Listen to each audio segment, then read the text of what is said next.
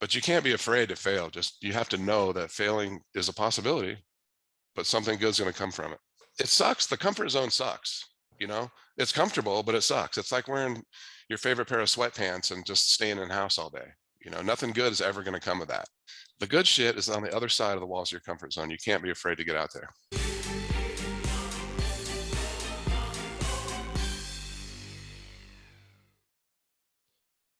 All right. It's my pleasure to welcome today Chris Patrick. He is the author of Disasters to Dreams. I love the subtitle, A Gritty Guide to Finding Success in the Face of Failure. There's a lot of stuff in this book and that Chris talks about. He's got an amazing life journey, tons of huge ups and downs, which I think a lot of people can relate to in one fashion or another. And a lot of themes he touches on that are going to sound very familiar to our audience. So I know this is going to be a valuable conversation. Looking forward to it. Chris, welcome. Well, thank you so much, Michael. I really appreciate you having me on the show. I'm excited to speak with you here today. Yeah, I am as well. I mean, I mentioned the book right away, and we'll dig into that. I just want to do a quick flyby on I just checked out your social media for the first time here recently, and I refer to that because to me, social media is like this window dressing. Oftentimes, we just see the success, right? We see the best of everything. We don't necessarily see the tough times or what went into the happy picture or the smile or the success. And so you have found your way to success and fortune and professional endeavors in your most recent business endeavor in real estate. So over the last almost decade, you run a group that sold $100 million, in real estate.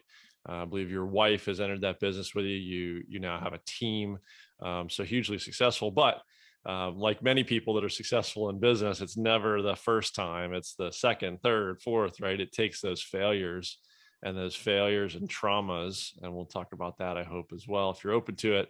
Some real personal traumas in your life. But it's that, I don't know, the adage that success is really a journey, not an event, right? Yeah, you know, I even like to think that that failure itself is a paradox, in that failure is a requirement of success. You know, like we were kind of talking before the show. You know, nobody ever hits a square out of the park on their first at bat. You know, especially when you're going up and you just got up to the major leagues, and now you're going up against Randy Johnson or whoever the case is. You're gonna strike out a few times. That's all right. You know, you figure it out. You might get hit by a few pitches, but eventually you'll figure it out, right? So there's typically a lesson to be learned, or some nugget of truth to dig out of every setback or failure to move you forward. Yeah, I love that term, the failure paradox. And you and I were talking a little bit off air of kind of expounding on what you just said, right? Everything has an opportunity. It might be a new contact, it might be a new place, experience. So could you, I mean, let's just put this into some real context. If you want to talk a little bit about your past and start to pluck from some of those examples. I don't want to give away all the goodness of the book, but let's talk about some of your own life experiences, maybe as an example of like, okay, I guess we probably all get that concept, but like, you know, how do we do that? How do we reflect on those traumas and find the real nuggets there? Yeah, I can give you one specific example of a time that this exact thing happened. So a girl I was dating at the time, this is probably about maybe 10 or 12 years ago, something like that. We had started a weight loss clinic here in Las Vegas because we were both into fitness and whatnot. And it ended up being a massive failure. You know, we wasted all this money and about a year's worth of time, had a brick and mortar location and set up and marketing and advertising and built out the whole studio and this, that, and the other thing. Ended up being a huge failure. The relationship ended up being a huge failure. However, a person I met at the weight loss clinic, which was one of our clients, ended up being a person that he was actually encouraged me to get into real estate. And he was the owner of a mental health services company here in Vegas, and he had about 200 individuals in his program, and they occupied about 50 rental homes here in town. And he said, Chris, you know, I hate my property manager. He's running about 50 houses for me. Why don't you get your real estate license and you can be my property manager? I thought, I've never even thought about real estate before. How do I do that? But hey, okay, at least I don't have to start from ground level. I'm getting 50 houses right off the bat, right? All right, cool. So I spend money that I didn't have to get my license and this and that, and I get it, and I just hate property management. I'm just despise it. People are calling you at all in hours of the morning to fix their Yeah. toilets and shit. But I said, you know what? I've got my license. I'm going to pursue this. And so I just, I took some marketing classes and studied and got mentors and stuff. And I ended up being successful buying and selling. Now, if I look back on it, you could have said, yeah, that relationship was a failure. You could have said that business venture was a failure, but was it really? Would I have met that individual that encouraged me to get into real estate had I not gone through that? Probably not. Yeah. So that's what I mean by finding some little nugget, and that was the nugget. There's a lot of other nuggets if I look back on those times too, but that was one of them. That certainly probably would not have happened had I not gone through that. Yeah, cool. And the other thing that occurs to me there is, I mean, you just said yes to an opportunity. You had a, you were open to a conversation, had a conversation, the conversation presented an opportunity. You didn't dig in and go like, no, that's outside the bounds of what I do. You just said, yeah, let's give it a go. Yeah, that's hugely important. Is not only recognizing when you have an opportunity, but not being afraid to pursue it. Right. Most people are stuck in their little comfort zone, and they don't want to try things that um, where the bar is set too high, or they don't know enough about it. So that's kind of a reframing of your mindset right there, is to say, you know what, I'm open to this, even though I don't know how to do it, I'll figure it out. I mean, you go on YouTube right now, you can figure out how to do anything, anything. Yeah, right.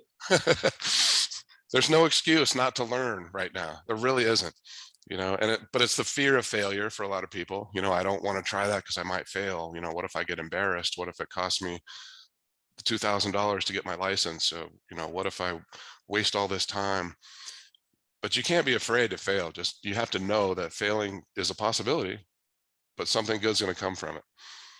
Yeah. So The other element of like fear of failure that I've run across, probably a lot of people have. I was talking to a friend about this last night. So this fear of failure, fear of success, which is similar, but also sort of fear of maybe criticism would be the way to put it. In the sense that you're reinventing yourself. And so you're going to show up differently for yourself. You're going to show up differently for people who have known you and still want to keep you in how they remembered you. Right. And so it breaks the mold, and you got to be willing to deal with that if you really want to change and grow.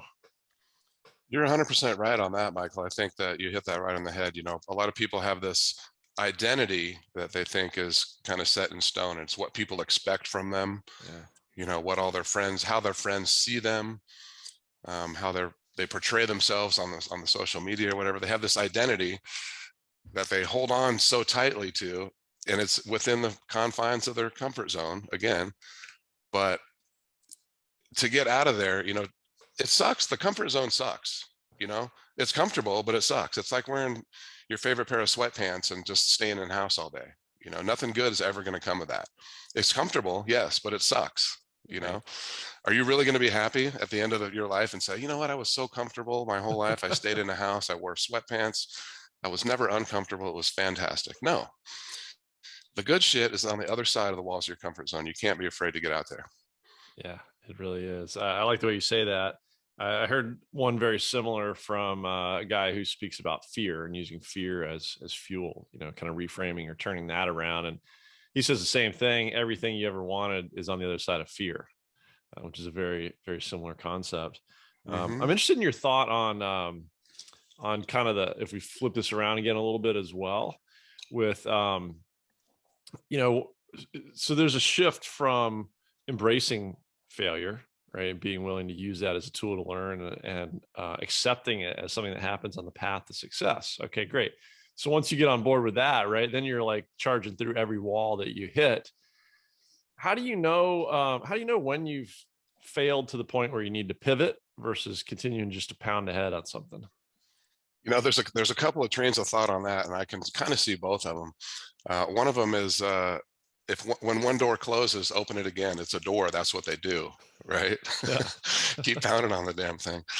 Um, and another one. I mean, and this has happened to me a couple of times too. You'll feel it. You'll know when you've kind of hit that low point, or when you feel like, okay, this is as far as this is going to go. I mean, I don't think there's one definitive answer that says, okay, try, if you fail 3 times, that's it. There's no answer like that. I mean, you'll just kind of feel it in your gut. You'll say, this, maybe this isn't the exact path that I need to be on, but what have I learned so far? What adjustments can I make? And have I seen any, other opportunities during this time? So, I mean, I wish I had an easy answer for that that says, yes, X amount of chances and, 3 strikes and you're out or something like that. But you just kind of feel it. I've been at very, very low points in my life, and I've just thought it can't get any worse than this. Something has to change now. So sometimes you have to hit rock bottom. If you ever read the book, The 4 Hour Work Week by Tim Ferriss, awesome book. One of the Sure. Yeah. takeaways I got from that was, when things are just okay, you're not going to change anything. Sometimes things have to really suck before you're going to change anything. Right. So sometimes it takes getting to that point where things just suck, and then you'll change. Yeah, it's so true. And yeah, I like that answer. I mean, I think I think I can relate, right? There's times where you definitely hear stories of massive success from and then in reflection, whether this is really how the person felt at the time or not, they'll say like, I just knew, like I knew I had to keep grinding away and something was going to turn. And I think we've all been in that place where you just have a strong feeling one way or the other. And maybe we call that gut instinct, maybe we call it intuition. So I'm glad you mentioned that, because I also want to ask about, for you personally, Chris, your process as you're, I think, sort of mid 40s, you alluded to somewhere in there, and you reflect back on whether it's a business failure, or you reflect back on, tell a little bit more of your story, coming from an abusive household, coming from a sort of social, legal, all kinds of trauma and drama when you were a 12-year-old. Do you have a process for reflecting back on things now and kind of clearing past traumas or reframing those into positive? And I kind of tie that to intuition, as I've gotten into things like mindfulness, breath work, meditation, as a place to sit with some space and with some silence to reflect and really tap into some deeper intuition, or whatever you want to call that, spirit. Yeah, so it took me a long time to kind of realize these things. I was of the mindset that, if it wasn't for bad luck, I had no luck at all. And why do these things always happen to me? I was playing the victim card all the time.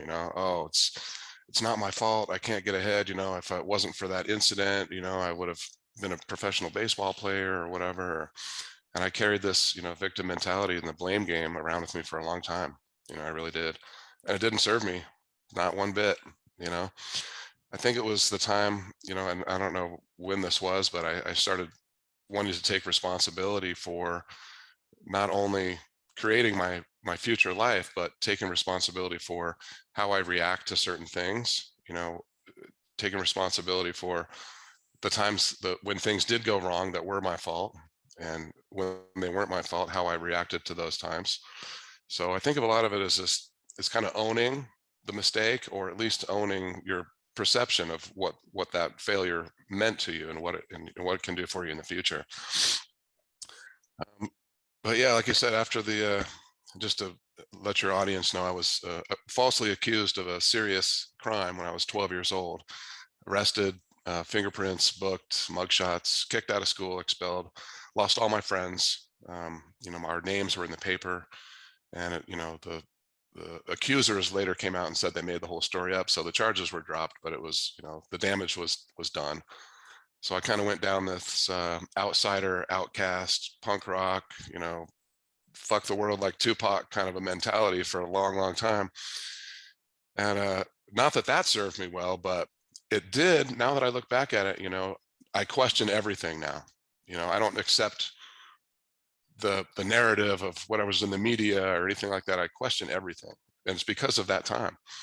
So that's the diamond that I took away from that time, is that your perception is your reality, right? Yeah. You're creating your reality. right now. We Yeah. both are. Everyone is. And we're responsible for it. We are Yeah. definitely responsible for it. Yeah. I like a lot of stuff you just touched on there. The I guess maybe just start with that last piece.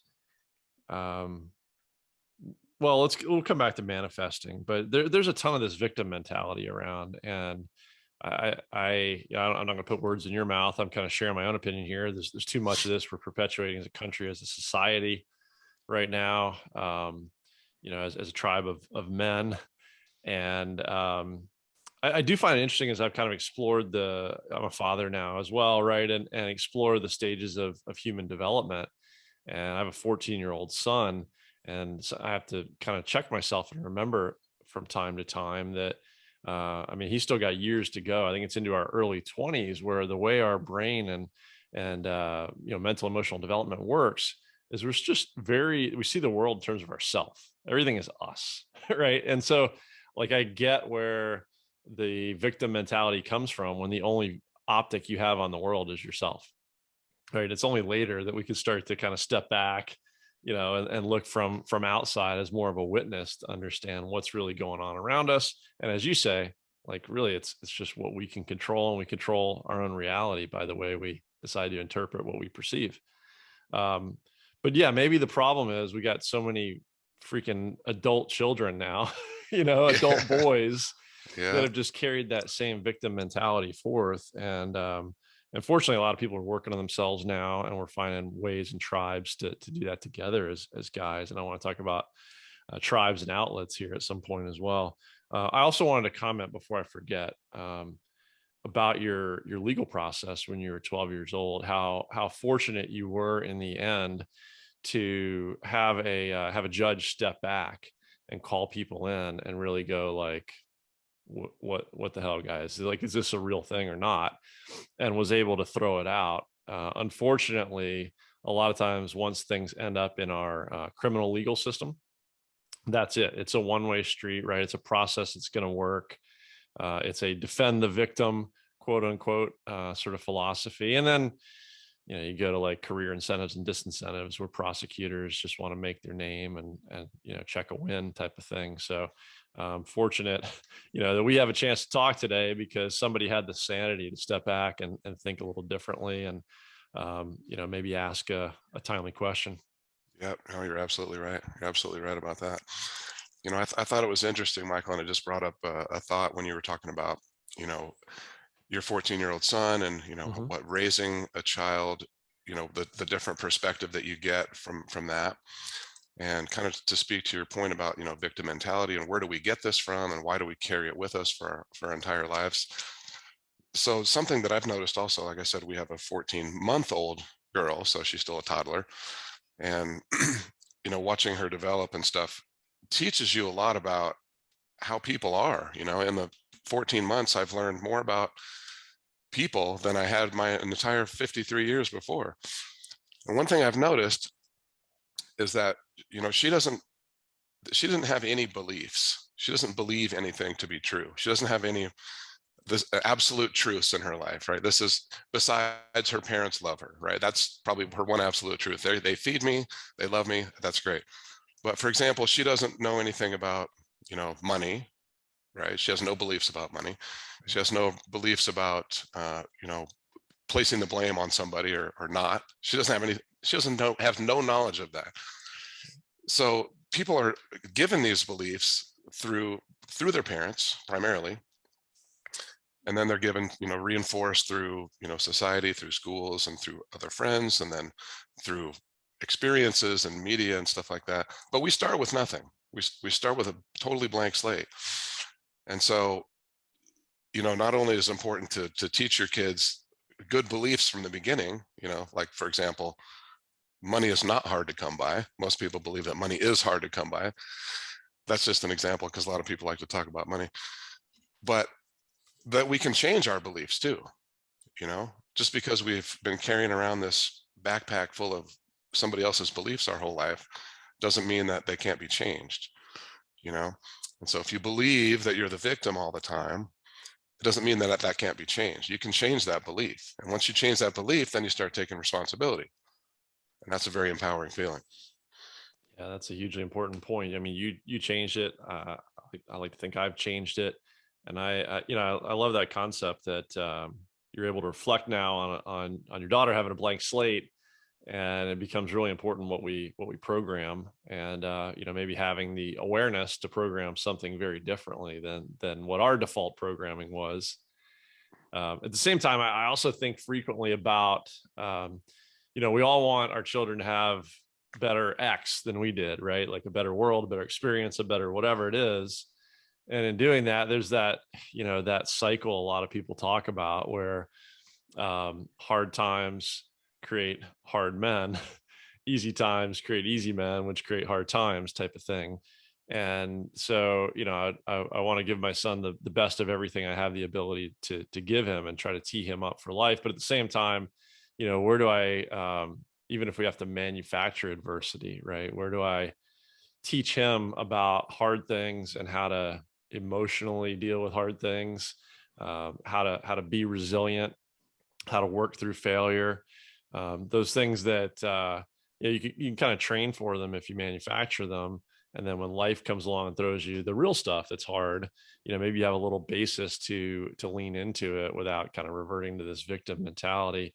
And maybe not give him hard times, but give him at least some challenges that will create somebody that's going to go out in the world and make it a better place, not kind of a wet noodle type of thing.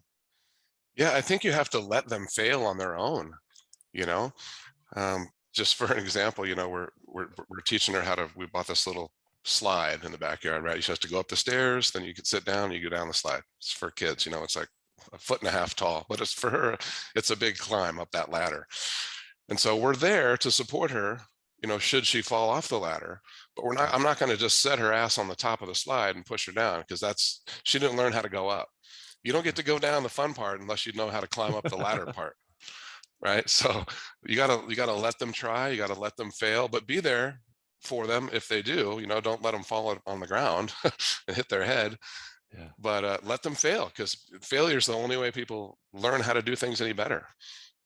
Yeah. Yeah, Great. we want them to have everything that we never had and be better at X, but handing them on things on a silver platter, that's not the way to do it. Yeah. Oh, No. it's great. Great metaphor for life. Got to climb up the slide if you want to go down. That's right. What I want to ask your advice and your opinion on this term. I think we mentioned it off air, emotional constipation, and I've heard that and I've come across it myself before. And the way I mean it or think of it, and you tell me if yours is different.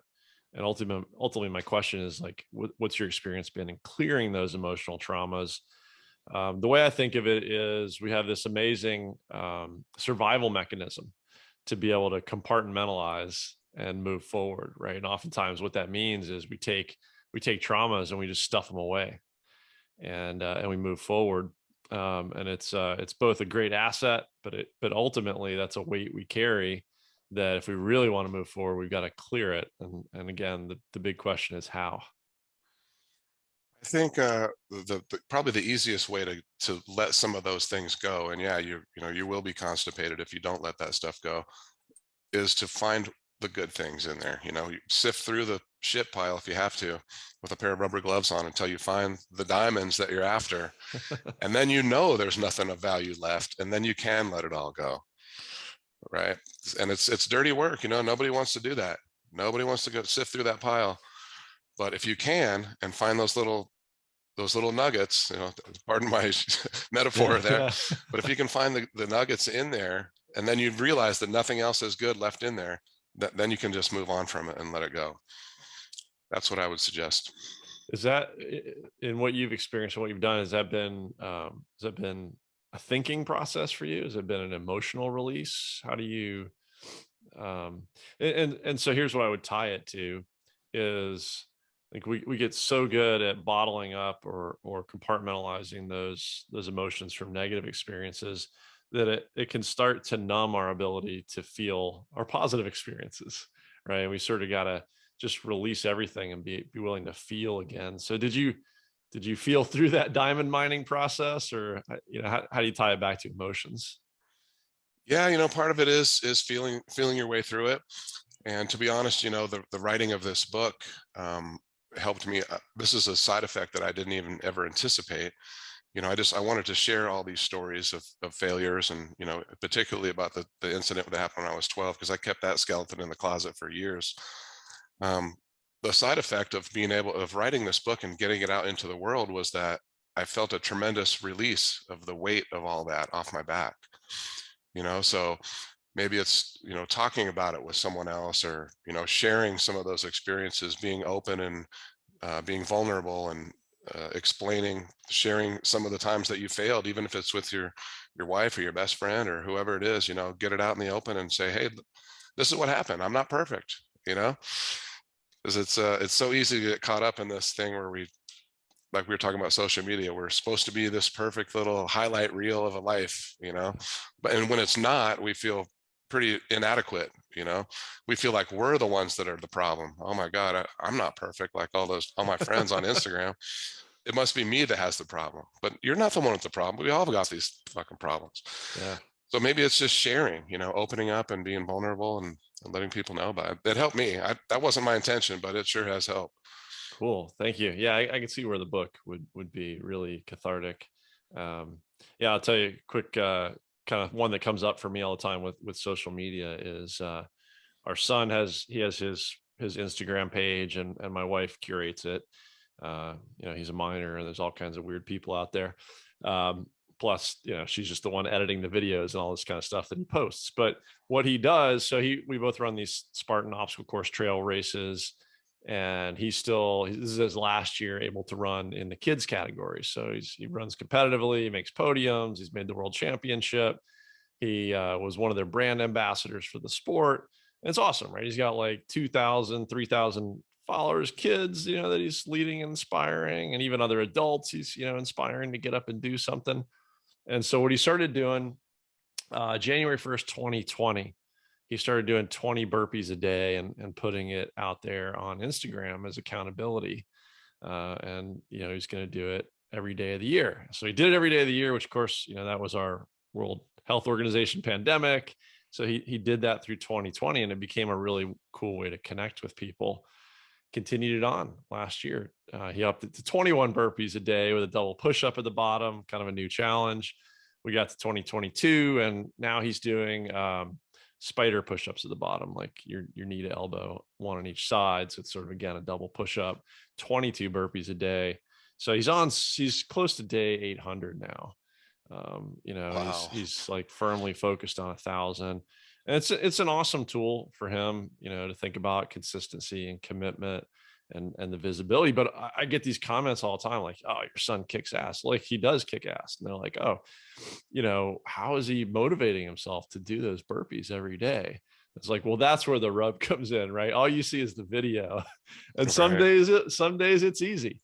And some Hmm. days it's a fight, and some days it's 11 o'clock at night, and some days it's mom and Michael yelling at each other. So you don't see the ugly process on something like social media where you get a picture or a clip.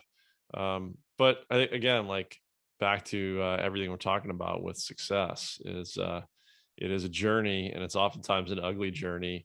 But really, the nuggets of how to get there are in that ugly process. They're not in the sort of flashy picture of the end result. Yeah, I love that. I think it's like a poster where it shows an iceberg, and the bottom of the iceberg, which is about 90% of it, that's the work that went into getting there. And then the top 10%, the only part that people see, that's the shiny, successful part, you know? And, I've had people say, oh, yeah, you just got lucky, Chris, you just got lucky.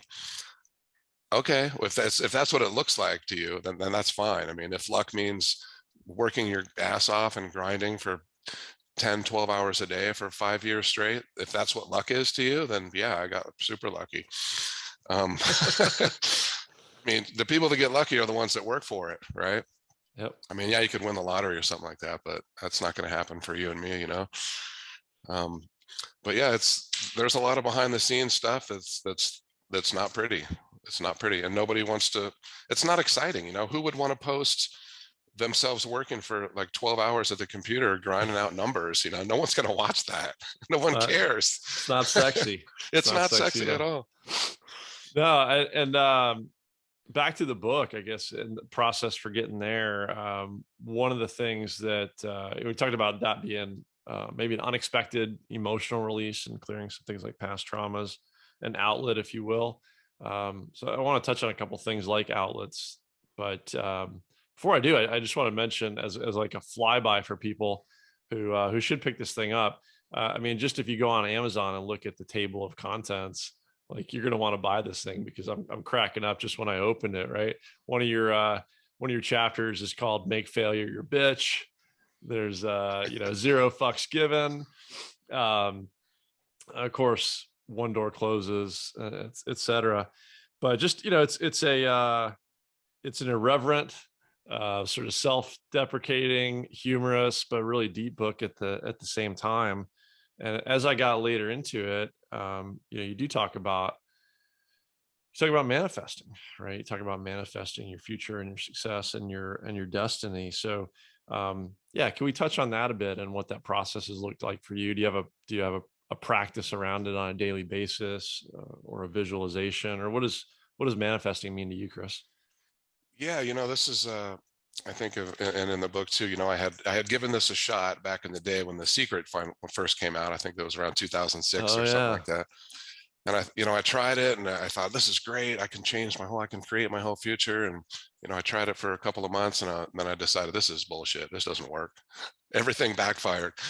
And so I gave it up for years. I thought either I'm not doing it right or this is just some ploy to sell DVDs or whatever. So I gave up on that. And then, somehow I came across a book by actually one of the speakers in the movie The Secret, named Mike Dooley. I came across his book called Infinite Possibilities, and I was kind of at a low place, which a lot of times that's where people are when they seek help, is at a low place.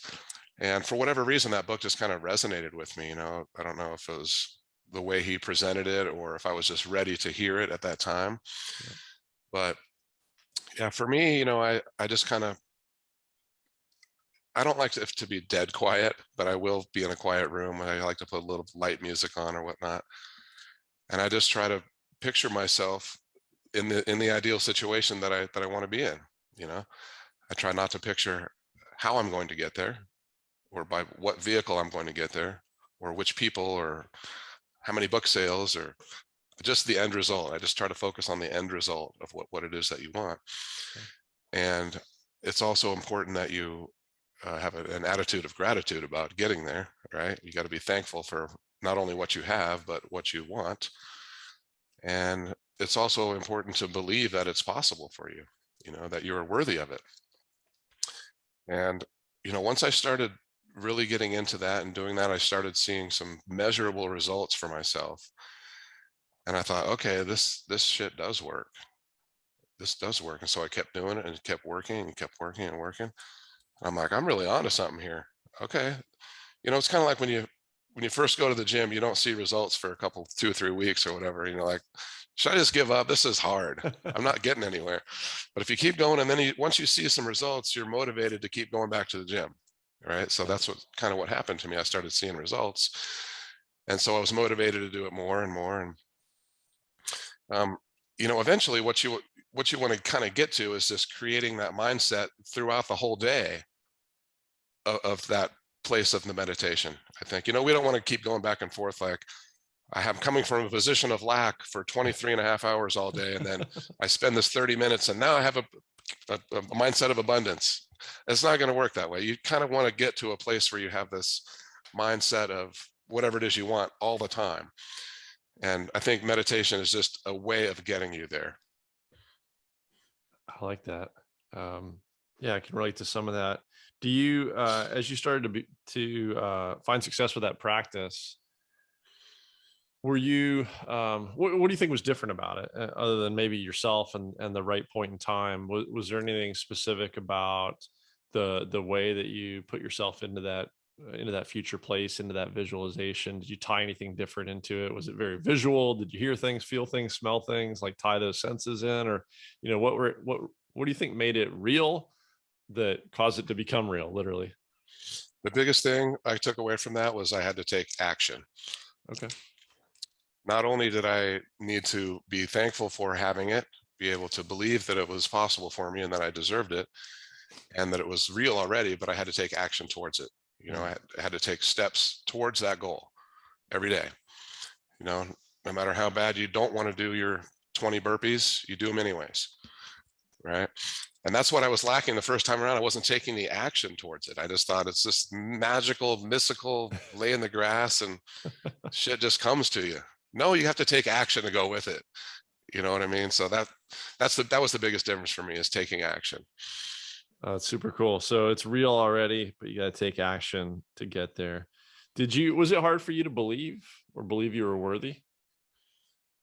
Not to believe that I was worthy, you know? I've always had this I've always felt like I had this greatness inside of me. Yeah, ever since I was a young boy, I thought, something, sometime, somehow, somewhere, I have, I don't know what it was. I always thought I was going to be a professional baseball player. And I thought that was the way I was going to go. You know, obviously that didn't work out, but I've just always felt like I had something inside of me that was going to be great at some day. And, maybe that greatness is, maybe my calling or whatever is to send the message out to help other people and show them that they have a greatness inside of them too. So it wasn't for it wasn't for not believing in myself. I always believed in myself. Once I got rid of that victim mentality and the blame game shit, things changed a lot. Yeah. And hey, you know what?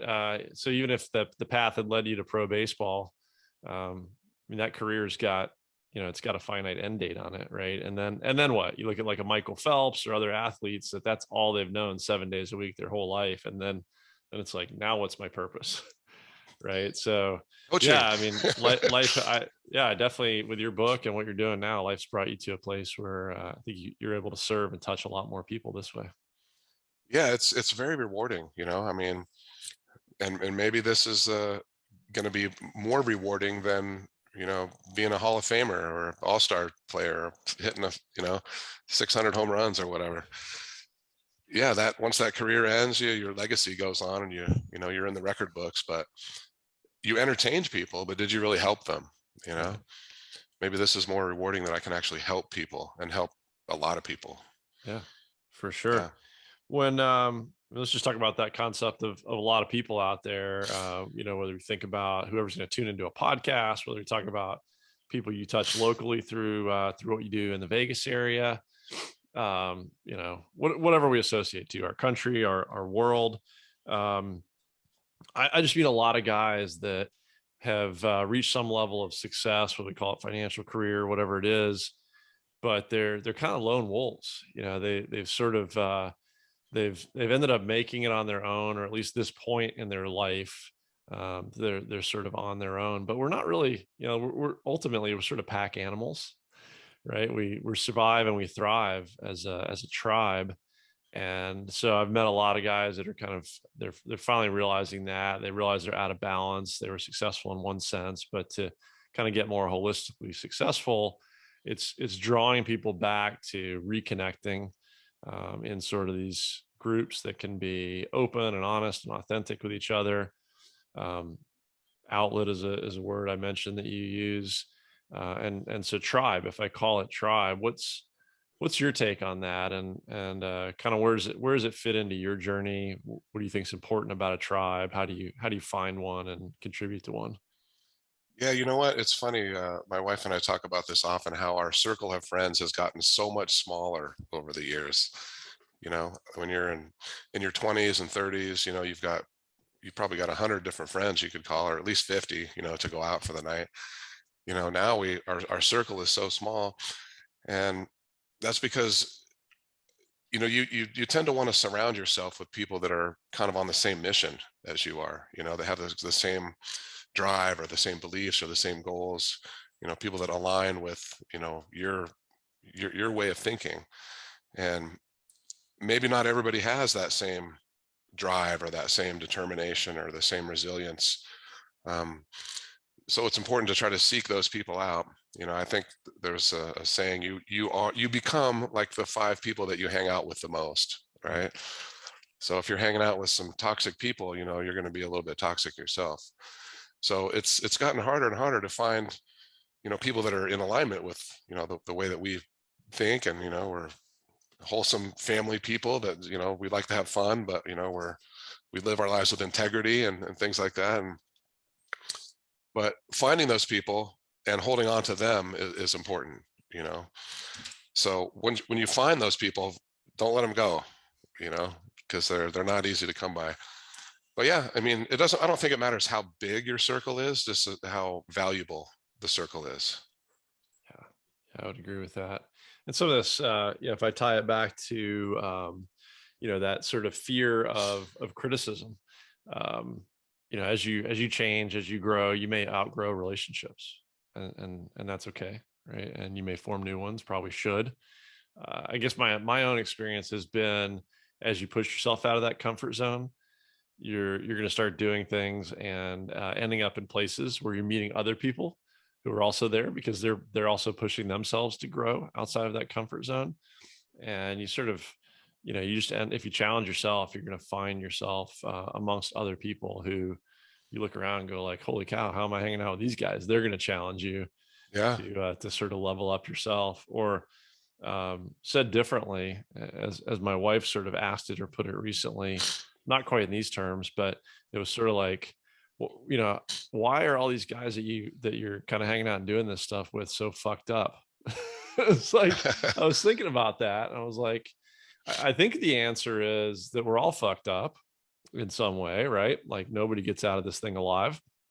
Um, but once you start being willing to open up, work on it, examine yourself, grow, get better, all those kind of things, you just start gravitating to places where other people are doing the same thing. So I don't think it's that there's just a bunch of broken guys that are all hanging out together. I think it's the guys that are willing to admit some things are broken and they want to fix them and get better. no, you're absolutely right about that.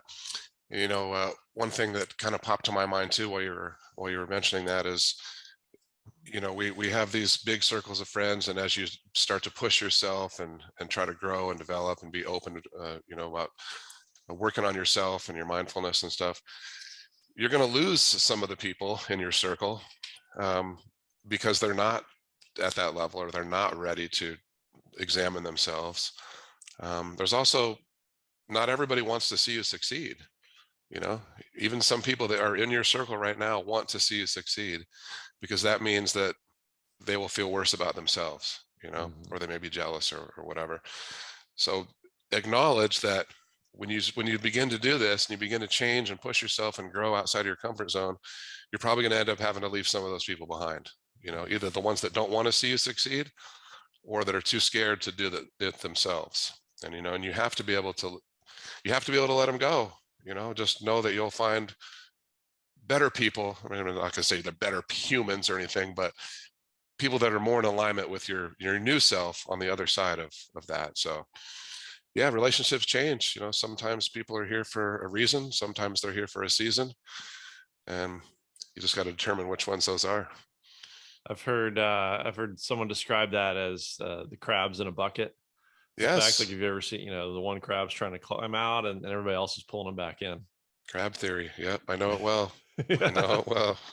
Well, I guess one thing I want to ask about before I run out of your time is just the process of writing a book. I mean, talking about getting outside your comfort zone and doing hard, uncomfortable, challenging things. What was the book process like for you? Oh man, it was so much more work than I thought it was going to be, Michael. I mean, this is my first book, and it took a year, a solid year, from conception to final draft and print. And yeah, there's so many steps that I wasn't aware of. However, it was very eye-opening. It was emotional, a way to emotionally release some of these things, which was very helpful. Not just the technical parts, like copy edit and shit like that, but the actual writing of your life story pretty much onto paper was very therapeutic. It Yeah. was it was amazing. It was an amazing experience. And yeah, I mean, I worked with a writing coach, Okay. So it wasn't just me sitting there freehand and everything. I mean, it's all my words and it is my story, but to help make it more engaging and throw some cliffhangers in there, make it more readable and relatable and things like that. So I did work with a coach, which was very helpful. Awesome. I always encourage people, if you don't know how to do something, find a mentor, Yeah. or someone that's better at it than you are. It shortens Right. the learning curve by a lot. Right. So yeah, it was an amazing experience. And I sort of thought, okay, as soon as I get to that's the finish line, is the end of this book, right? My year I'll have done, I crossed the finish line. That's the end of my marathon. So as soon as I get to the end of my marathon, another marathon starts. That's getting the book out there. So I'm in part two of the marathon now, which I didn't know there was going to be back-to-back marathons.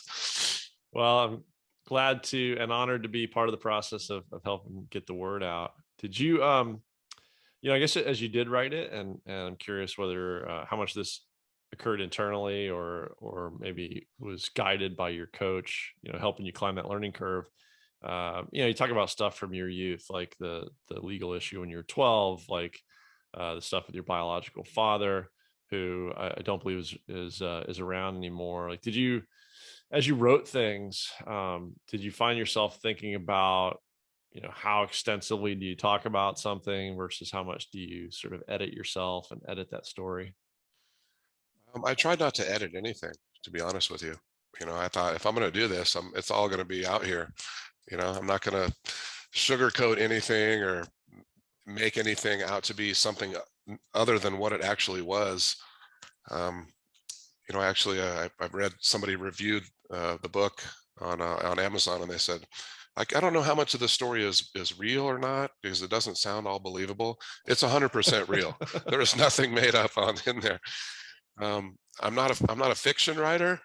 Apparently, I'm a nonfiction writer, but I'm not a fiction writer. So no, there's no sugarcoating. There's no omissions of anything. It's all there in black and white for the world to see. And that's that's I think what makes it relatable, because it's authentic. Hmm. It's coming from a place of truth, and there's nothing to hide here. So hopefully people can resonate with that, and that's also why it was written in such a conversational tone. It's written like two buddies would be talking over a few beers at the bar. Yeah. Yeah, That's the 100%. I really enjoyed the style and appreciate and applaud the courage for just, putting it all out there with no sugarcoating.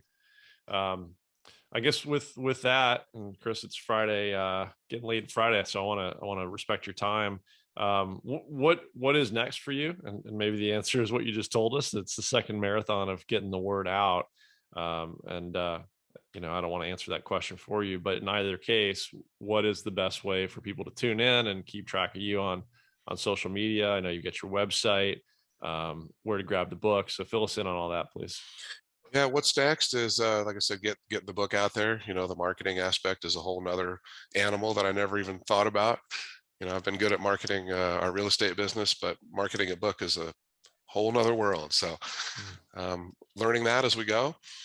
And yeah, I'm consistently creating quality content. We're writing blogs and shooting videos all the time. I mean, that keeps my mind fresh and makes me a better writer and a better speaker and things like that. So just continuing to do that stuff. And I'm sure there will be another book at some point, which will probably spring up from one of these blogs or one of these videos that I do, Yeah. or whatever people want it to be. If there's a huge demand for a certain topic and I feel strongly about it, then yeah, I imagine another book would be coming. But yeah, I mean, my main website is chrispatrick.net, and people can go there and read all the blogs, watch the videos.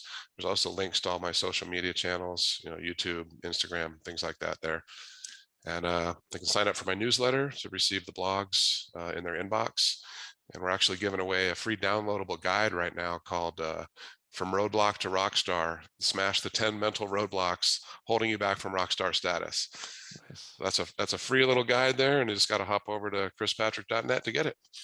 All right, fantastic. I'll make sure to get a link up to the website, and we'll get the social media links up there as well, obviously in the show notes to the episode. But yeah, 10 mental roadblocks. I love that. I'm all about the overcoming the mental roadblocks piece. So I'll be sure to sign up for the newsletter myself. Definitely want to read that one. All right. Enjoyed the book so much, Chris. Thank you again for your time. appreciate it, especially at the end of a week here. Love what you're doing. Again, applaud the courage, the journey you're on. All the best for continued success.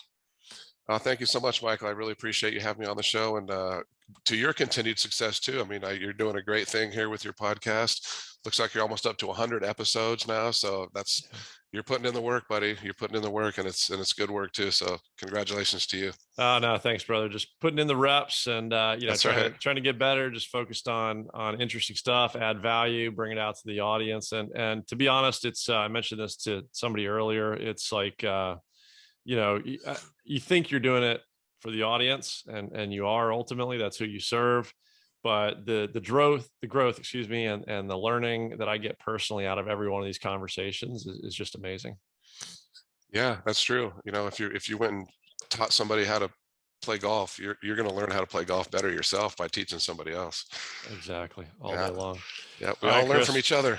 Yeah, thank you again, chrispatrick.net. Get the book. Great stuff. All right, appreciate it, Michael. Thank you so much. Appreciate you.